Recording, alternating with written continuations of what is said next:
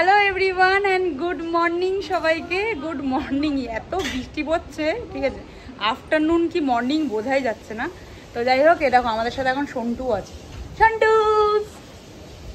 সন্টু এখানে কারণ মিষ্টি একটা বন্ধুর বাড়িতে গেছে, মিষ্টি আর জাম্বু দুজনেই গেছে, আর ওরা মনে হয় কালকে আসবে না?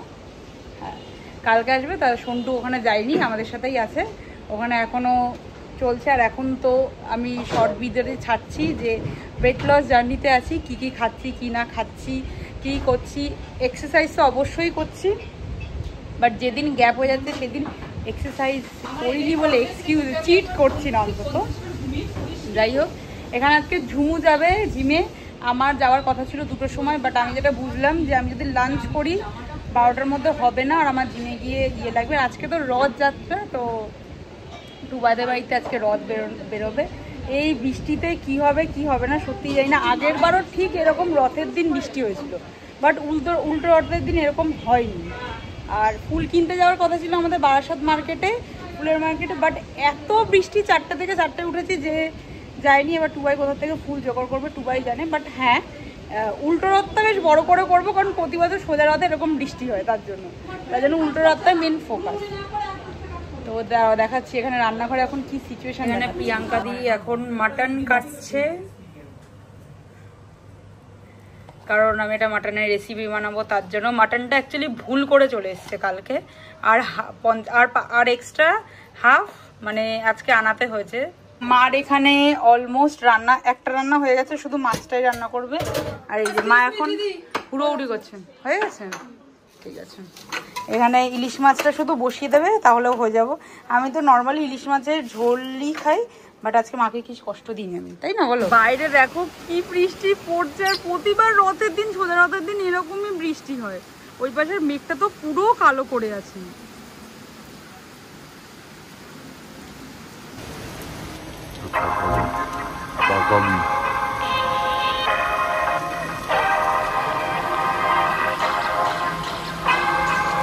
ওখানে মা এখন মিক্সিতে ব্যস্ত, আর ঝুমু এখানে টুক করে। তোর আর মার স্বভাব কোনোদিনও যাবে না, আমার পার্সেলগুলো তোরা সবসময় আনবক্স করে ফেলিস এরকম করে।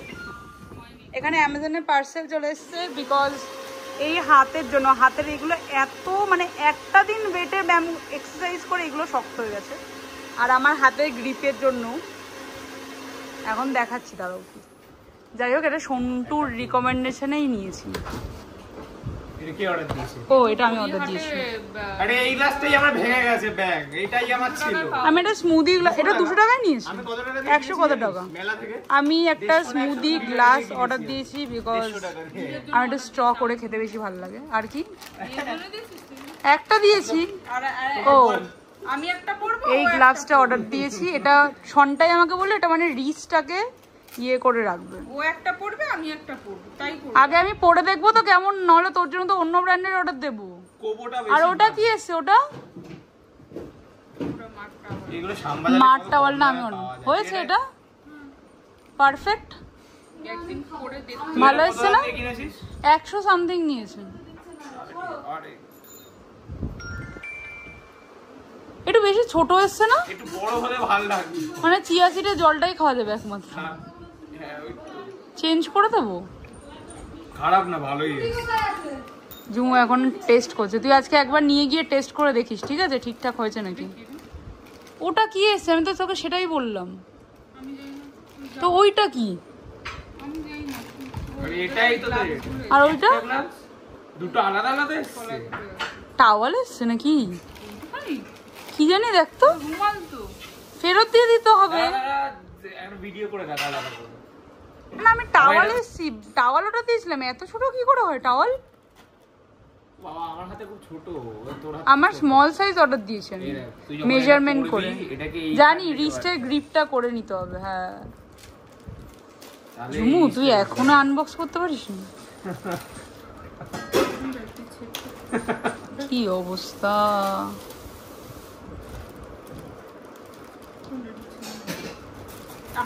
বেকার কষ্ট করে ওকে ছিটতে দিতে সুই কেন ছিললি? তুমি চাকুটা দিয়ে। এই টাওয়ালটা তুই অর্ডার দিয়েছিস? জিমের টাওয়াল অর্ডার দিয়েছি, তা ওই টাওয়ালটা কেচে দিস, আর এগুলো জিমে ইউজ করবো। ওটাকে চেঞ্জ করে দেবো। কি হে ভগবান, এটার সাথে এসছে না না আমি এটা টাওয়াল অর্ডার দিস না, এত ছোট। তুই এক্সট্রিমেট টাওয়াল অর্ডার দিয়েছিস? এটা কিসের সাথে এসছে? এটা তুই অর্ডার দিস না, সেটা এসছে তো।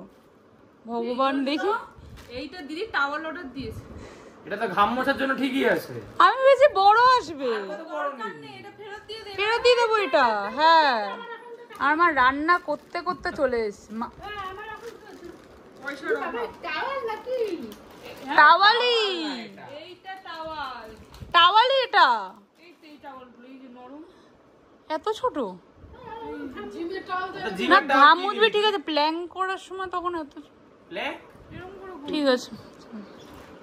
মাংসর কেসটা কি হয়েছে, কালকে বাপিদাকে সন্টায়ের জন্য মাংস আনতে বলেছে, চিকেন আনতে বলেছে, কারণ সন্টায় মাটন খায় না, সন্টায় কোনো রকম মাছ খায় না। মিক্সড ফ্রাইড রাইসে চিংড়ি মাছ যদি দিয়ে দেয় তাহলে খায়, গোল্ডেন ফ্রাইড প্রন যদি দেয় খায়, ফিশ ফ্রাই খায়, বাট অন্যরকম কোনো মাছের প্রিপারেশন খায় না। ডিম, অল্প কটা রকমের ভেজিটেবল খায়, এখন খাওয়া শিখেছে। তো যাই হোক, এবার বাপিদাকে বলা হয়েছে মাংস আনতে চিকেন, বাপিদা ভুল শুনে মাটন নিয়ে এসছে। এবার বাবা বলছে যে মাটনের অন্য কিছু করো, আজকে আবার হাফ কিলো মাটন নিয়ে এসে মাটনের চাপ বানাবো, কারণ অনেক দিন মানে লাস্ট একবার বানিয়েছিলাম তখন তিতো হয়ে গেছিলো, আর তার আগে একবার বানিয়েছিলাম তখন হেভি হয়েছিল খেতে। তো আজকে মাটন চাপই বানাবো, এখন প্রিপেয়ার করা যাক মাটন চাপটা রাত্রিবেলা বানাবো।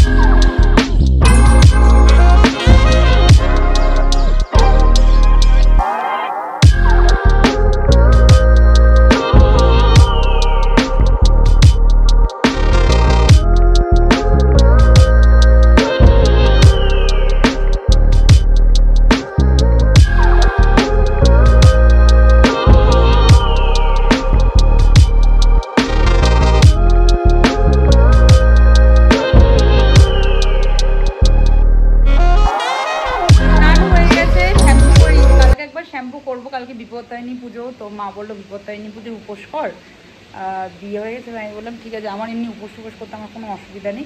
মাকে বললাম ঠিক আছে, ছোটোবেলা থেকে মাকে করতে দেখি। তো যাই হোক, এখন মাংসটা ম্যারিনেট করা ছিল, ভেবেছিলাম কি পরে চাপাবো, তারপরে ভাবলাম টুবাইদের ওখানে যদি রথে ব্যস্ত যে না আসতে পারি, তার জন্য এখনই চাপিয়ে দিয়েছি। দেখাচ্ছি একবার, পুরো ঘিতেই হবে মাংসটা, সব কিছু তো ম্যারিনেট করে শুধু ঘিয়ের মধ্যে চাপিয়ে দিতে হবে। আর বোন তো আজকে দিদাবাড়িতে গেছে, দিদাবাড়িতে যেহেতু সন্টাই এসছে, আর সন্টাই তো বললাম চিকেন খায়, চিকেন ছাড়া কিছু খায় না, ঠিক আছে। আর চাই চিকেন এনেছে, মানে ছোটো বড়ো সন্টাই সবার নিমন্ত্রণ। আমার না কালকে চিকেন খেয়েছি রাত্রিবেলা, আগের দিন চিকেন, এত চিকেন আমার খেতে ভালো লাগে না, তো আমি ভাবলাম কি যে বাড়িতেই খাই, চিকেন পাঠিয়ে দেবে, ওটাই খাবো। মা কি আজকে বাবার খাওয়া হয়ে গেছে, কারণ বাবা এত তাড়াতাড়ি খায় যে মার আর আমার পক্ষে ওই স্পিড মেনটেন করা সম্ভব না। এখন সব থেকে মোস্ট চ্যালেঞ্জিং পার্ট চলে এসে মা কী রান্না করেছে, এই হলো সব থেকে চ্যালেঞ্জিং পার্ট, এইটুখানি রাইসের সাথে এত কিছু খাওয়া। এখানে হচ্ছে মা সব রকমের তরকারি, মানে কাটোয়ার ডাঁটা, পটল, ঝিঙে, আর ওটা আমার ফেভারিট, এটা কী করছে আমার ফেভারিট, গাটি কচু দিয়ে ইলিশ মাছের বেগুন কুমড়ো দিয়ে ইলিশ মাছের তরকারি করেছে, এটা ঘ্যাট টাইপের। এখানে ডিম ডাল, এটা বাপিদা বানিয়েছে, নতুন রেসিপি। আর এখানে আজকে বাপিদা বানিয়েছে ফুলকপি দিয়ে ট্যাংরা মাছের ঝোল, আর এইটা তো ইলিশ মাছ ভাপা, তোমাদেরকে দেখাচ্ছি। আমি কিন্তু রেডি হয়ে গেছি, আর ওই বাড়িতে গিয়ে এখন সাজাবো, বিকজ পারফেক্ট টাইম 3টে, 1 ঘন্টা তো মোটামুটি লাগবে। আর দেখি কে এসছে, আগে পূজা দিয়ে এসছে মেয়ে। আর ঠিক এরকম 5টা-6টার সময় মেঘ করে আছে, যা মনে হচ্ছে আবার আর একবার ঢালবে বৃষ্টি। তো যাই হোক, এদিকে আমার চাপানো হয়ে গেছে, দাঁড়াও দেখতে ঠিক এরকম হয়েছে। এটা আর একটু বয়েল করতে হবে, একটু টুবাইকে ঠিক টেস্ট করা হবে যে কী লাগবে কী লাগবে না, কারণ এটা শুধু ঘিয়ের মধ্যে শুধু মাংসটা দিয়ে দিচ্ছে, আর কোনো ফোড়ন বা কিচ্ছু দিতে লাগবে না, একটু টেস্ট করতে হবে। আমার মনে হচ্ছে একটু সামান্য বিরিয়ানি মশলা লাগবে, বা একটু কেওড়ার জল লাগবে। মা বললো যে লাগবে না, আগেরবার যখন করেছিলাম বিরিয়ানি মশলা একটু বেশি দেওয়ার ফলে তিতো হয়ে গেছিলো, বেশি দিয়েছিলাম না, কোনো একটা পরিমাণ বেশি হয়েছিল। আমি বানিয়েছিলাম বিরিয়ানি মশলাটা মার ছিল না। আর এবার তো মার বানানো পারফেক্ট হবে। ভয়ে ভয়ে কম দিয়েছি, কারণ বেশি দিলে তিতো হয়ে যাবে, পরে দেওয়া যাবে। আর এখন আর যাওয়া যাক। টুবাইদের বাড়িতে চলে এসেছি আর এসে রথ সাজাতে শুরুও করে দিয়েছি। এই বুদ্ধিটা অ্যাকচুয়ালি পুরোপুরি টুবাইয়ের। ছোটোবেলায় যখন রথ নিয়ে বেরোতাম, আমি, বোন, আমরা দিদি, টুকটুকি, আমরা 4 জনের 4খানা রথ থাকতো। আর সব রথেই কাকিমণি সাজাতো। আর আমি একটু কাকিমণিকে হেল্প করে দিতাম, বিকজ এই রথের এই সাজানোটা নিয়ে আমি খুব এক্সাইটেড থাকতাম। আইডিয়াটা তো পুরো টুবাইয়েরই, আমি শুধু হেল্প করে দিচ্ছিলাম যে যেই ফুলগুলো ঝুলছিল সেগুলো কিভাবে ঠিক করব, বাস এইটুখানি। কি হাত গুটিয়ে এতক্ষণ ধরে বসেছিলে, এবার একটা কাজে লাগবি।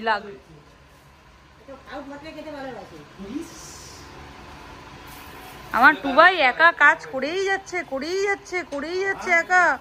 তুইও পর্যন্ত বসে আছিস। কুমারদা তো নয় একটা কাজে গেছিল,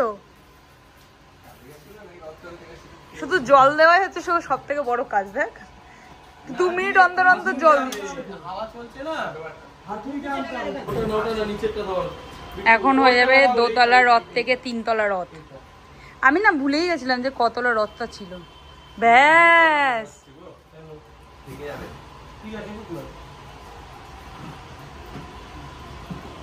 চা বাবা, এটা এই সিস্টেম।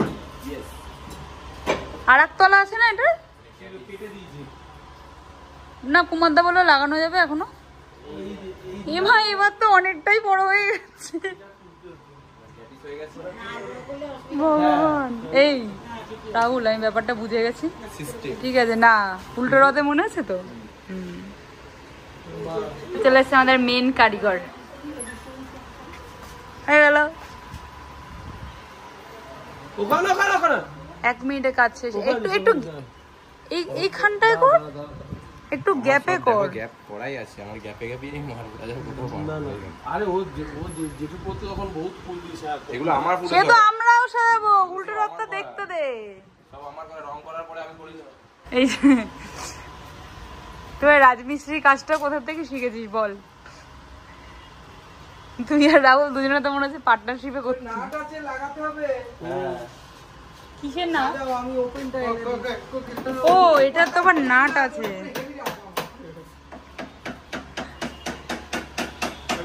এই হলো মন্দির। ছোট মা আর জগন্নাথ ঠাকুর তো ভিতরে দেখা যাচ্ছে না। আর এই ফুলগুলো টুবাই নিয়ে এসছে সব।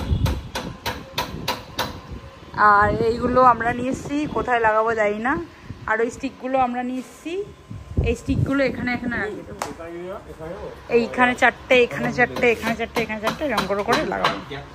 এখানে রথ সাজাতে বিট্টু বললো কি চলো, কাটাখালের রথ বেরিয়েছে। এটা নাকি অনেক বছর ধরেই রথ বেরোয়। আর কাটাখালে তো ওখানে বড় করে রথের মেলাও বসে। আর শুনলাম নাকি মানে অনেক বছর ধরে বেরোয়, অনেক লোক হয়। তাই এসে দেখলাম যে কত লোক, সবাই আবার নাচছে। দেখে মনে হচ্ছে যে দুর্গাপুজোর ভাসানের সময় দশমীর দিন যেমন সবাই নাচে না, মাকে ভাসান দেওয়ার সময়, তখন মনে হচ্ছে ওই ভাসান হচ্ছে আর কি। বাট সবাই এত নাচছে, এত মজা করছে। বাট প্রথমে ভাবলাম কি যখন রথটা কাছে আসবে তখন মনে হয় দড়িটা ধরতে পারবো না। অনেক বড় দড়ি ছিল, বাট হ্যাঁ দড়ি ধরেছি, দড়ি ধরতে পেরেছি, দড়ি ধরে টেনেছি, এটাই অনেক বড় জিনিস। দড়ি ধরতে পেরেছি ঠিকভাবে, সেটার রিজন হচ্ছে যেহেতু ইটার্নিদের সামনে রথটা কিছুক্ষণ দাঁড়িয়ে ছিল, ঠিক আছে? তো জগন্নাথ ঠাকুরের প্রসাদও পেয়েছি, দড়িও ধরতে পেরেছি, আর ঠাকুরকে প্রণাম করতে পেরেছি, ঠাকুরকে দেখতেও পেরেছি। কুমারদা এখানে পতাকা বানিয়ে নিয়ে এসছে, কুমারদার সবুজ ঝান্ডা। হবে না তো, উঠে যাচ্ছে। কেন উঠে যাবে তুই? দরকার আর একটা দিয়ে দেবো, তুই শুধু ঘোরা। ও পারেই না।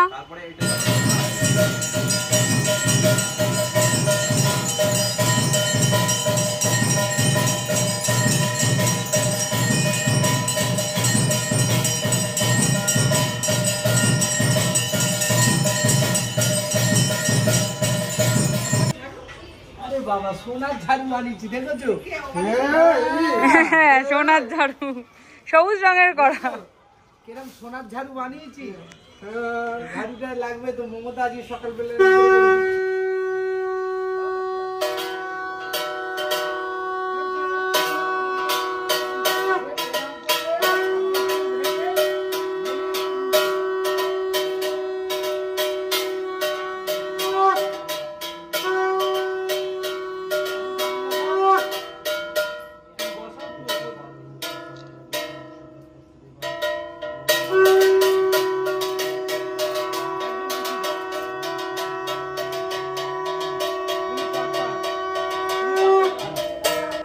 টাইট করে টোপরটা দেবে টোপরটা দেওয়া দরকার নেই, পড়ে যায়। হ্যাঁ তোমার রাস্তা ঠিক করতে পারবো না।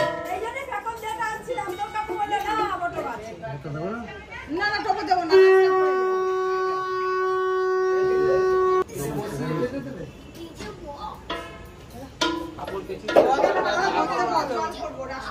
নাহলে বেড়ে রাখবো।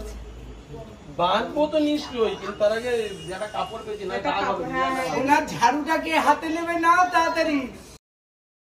ঠাকুরকে প্রথমে পুজো করে তারপরে সিংহাসনে বসিয়ে তারপরে 4টে চাকায় জল দিয়ে এখানে ঠাকুর মশাই আগে রথটা টানলো।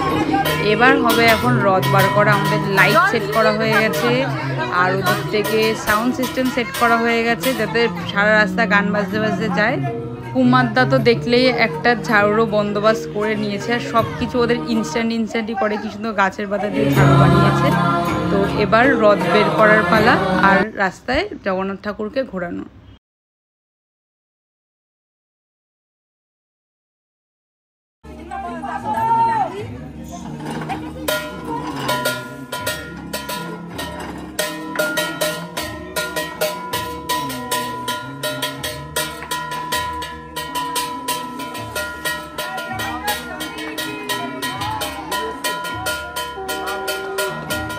এই নহলে পিকু তোর গায়ে শক্তি নেই।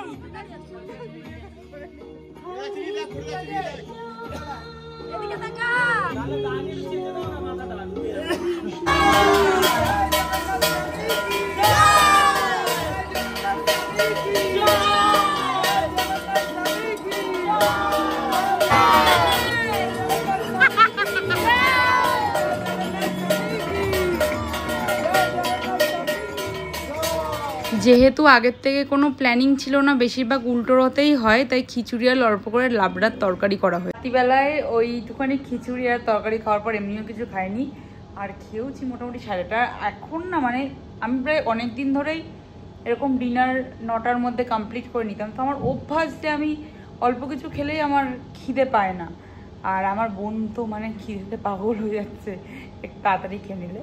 যাই হোক, ওর অভ্যাস নেই, আমারও এরকম অভ্যাস করতে লেট হয়েছিল।